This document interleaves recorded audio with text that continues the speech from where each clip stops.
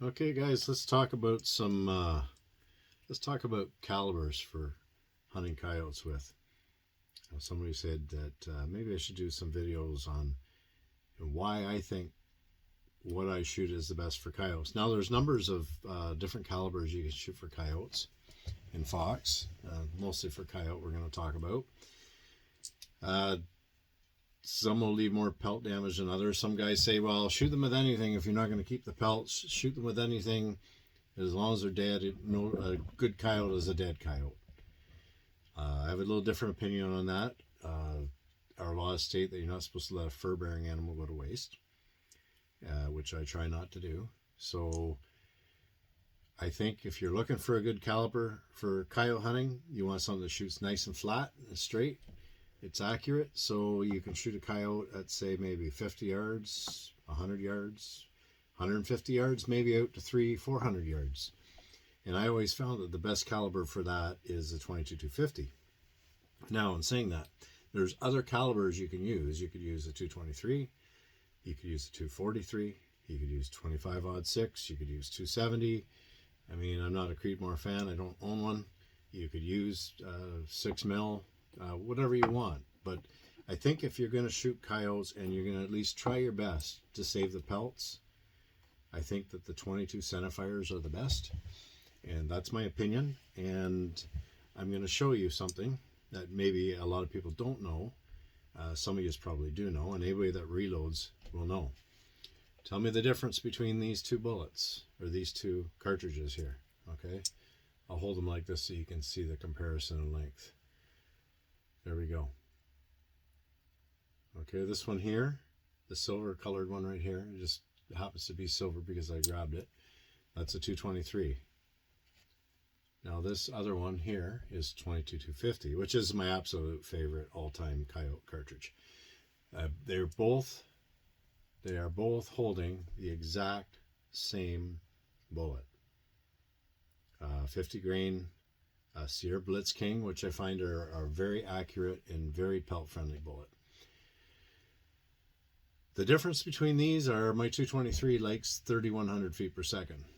If I shoot a 50 or a 55, and I haven't tried heavier yet, but it does like 3,100 feet per second. Whereas my 22-250, okay, 223 is a 1 in 8 twist. 22-250 I have is a 1 in 14. It likes 4,000 feet per second or close to it. So the difference between these two rounds right here is about 900 feet per second. Now, when you take that out at, say, 100 yards, not a big difference in ballistics, except for the 4,000 feet per second is going to hit a lot harder. And then, but if you go out to 300 or 350 feet or yards, 350 yards, you're going to find that 4,000 feet per second bullet, if you've sighted in, say, about an inch and a half high at 100, you're going to hold high or just hold right on to the coyote and squeeze.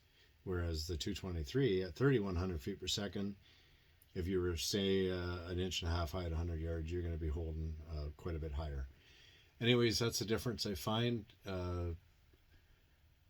You're talking about a harder hitting, flatter shooting cartridge, and that's what you want, because you don't want to be calling a coyote, fooling around with a rangefinder to see how close he is. You want to just get on him and read his body language. When it's time to shoot, you shoot, and you got a dead coyote. You're not, oh gee, I think he's at 300. Oh, I think he's at 250. And you're up and down with a rangefinder, you're going to get busted easily. But anyways, that's why I think it's the best, most fur friendly, flattest shooting. The next flattest shooting, I mean, you could shoot a 220 Swift. They're quick like that. They're supposed to be faster, but hard to say. If you reload, that doesn't mean they will be. 243, some guys are shooting 58 grains at close to 4,000 feet per second. That'd be pretty flat too, but that's why I like this cartridge. It's very accurate, very fast, very hard hitting. I like the Blitz Kings. I also like the Hornady VMAX. I just find that in my guns, I found that they shoot a little more accurate, and they're pretty much the copper casing on them and the jacket on them, they're just about pretty close to the same. I went to a nozzler before, and I found that the nozzlers were blowing up on the hides, so I got away from that because I don't like losing what I've spent all that time calling in and shooting at. I like to be successful. You've got to be able to put it in the back of your truck, right? I mean, just because you hit something at even 100 yards and it runs away, it doesn't mean you killed a coyote. It's probably dead somewhere, but to be successful, it's got to be in the truck. Anyways, you could go bigger calibers. I mean, 25-06 is a good one. 257 Roberts. I mean, the bigger 6 mil. I mean, the bigger calibers are okay, but I find that, I mean, if our coyotes are 40 to 50 pounds, 22-250 is plenty of gun. You still have to be accurate with it. 223 is a little... It's still accurate. 223 is an accurate round, but I still would choose the 22-250 over 223 just because it hits a lot harder, it shoots a lot flatter. Anyways, it's just my opinion. And now I've got a pile of brass that I'm cleaning. It's not my favorite part, but it's got to be done. So anyways, hope you guys are having a good winter and you're getting out lots in this brisky. It is kind of brisk out today in the -20s, but hope you're doing well and you're putting lots of fur down. And you guys have a great season, and we'll talk later.